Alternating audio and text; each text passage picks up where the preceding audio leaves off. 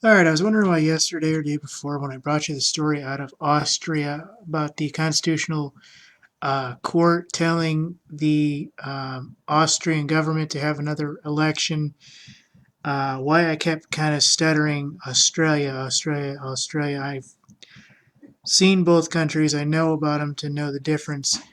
And then today it kind of hit me that there was probably something going on in Australia, and subconsciously, something was probably making me spit out the word Australia instead of Austria. And I found the actual story.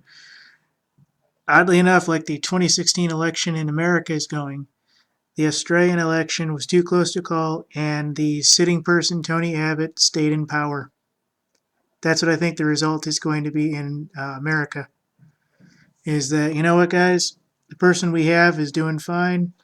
There's no reason to move them, no reason to do anything. Um, I'm sorry the election didn't work out. Oh well. We all wanted somebody else too, but oh well. Australia in limbo after election too close to call. And let me just show you the bottom part here real quick.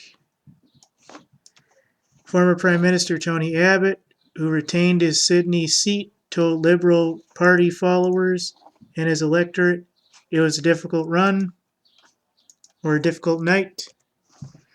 So according to this, he supposedly stayed in power, which is how I believe they jury-rigged Australia so that they know how to jury-rig the American government election. Sydney, July 2, Reuters. Australia appeared to be heading for a hung parliament or minority government with half the votes counted in national polls on Saturday, potentially blocking Prime Minister Malcolm Turnbull's ability to enact major economic reforms. Official electoral data halfway through the court for the House of Representatives showed 3% swing away from the Liberal-led coalition government. On the current court, the coalition was projected to hold 69 seats against the opposition Labour Party's 70 seats and 5 to Independents and Green Party. The coalition is expected to win several of the remaining 16 seats to be determined, but it is unclear if it will be enough to form a new government without an alliance with a small parties and independents to get a majority. The result was so close, Attorney General George Francis said it would not be called on Saturday evening with just a couple of hours before counting officials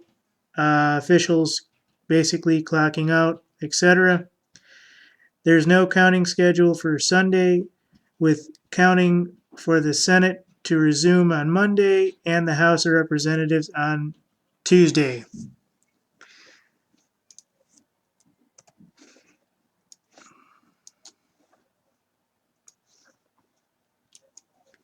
So this basically just goes over what I just said. Basically, they don't even have majority. Attorney General had to get involved, and then they basically said, former Prime Minister Tony Abbott retained his Sydney seat, and they will quote-unquote deal with it later, supposedly. Yeah, I can't make this up. This is how the American one's going to go. You know it, I know it, everybody knows it.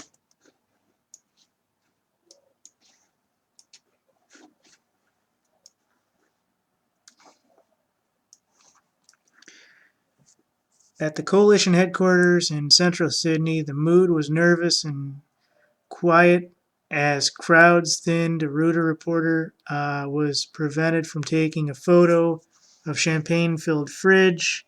It's a nightmare. It's a disaster. Renee Lacarda, a Liberal Party member, told Reuters it's like it might be a hung parliament with the Greens and the Independents running the show. It's scary. That's what they do when they get frustrated. They say everything's scary. Turnbull called for Australians, I apologize, to vote for a coalition and political stability, invoking global economic and political fallout from Britain's vote and leave the European Union. Minor parties, possibly in a coalition, with central left labor, he argued, could not be trusted, quote unquote, to manage an economy hampered by the first mining downturn in the century and balance public finances after years of deficits. So at least they seem to have some kind of answer for it. So it looks like for the meantime, Tony Abbott basically is still in power. And I still think that is the way the United States government is going to basically say it. And that's going to be that. There is not going to be any, well, let's do it again like Austria did, or, well, we need to wait on the votes like Australia is doing. It's basically going to be, oh, well, Obama's in power, yay. And then basically everything we've done is out the window. Now remember, I'm an election inspector, and I had to go for my 2016 retraining session, and there's a lot of weird stuff that went on in that. How the lady who I'm going to not even going to mention who gave the actual training session said how they're going to try to, how the Republicans are going, and the United States Republicans are going to try to keep Trump out of the convention, among many other things. So it's just going to basically be one of these like, oh, well, it's too close to call. Hey, Obama, 4 more years? Yeah, okay. All right, 4 more years. Woo! And that's going to be that.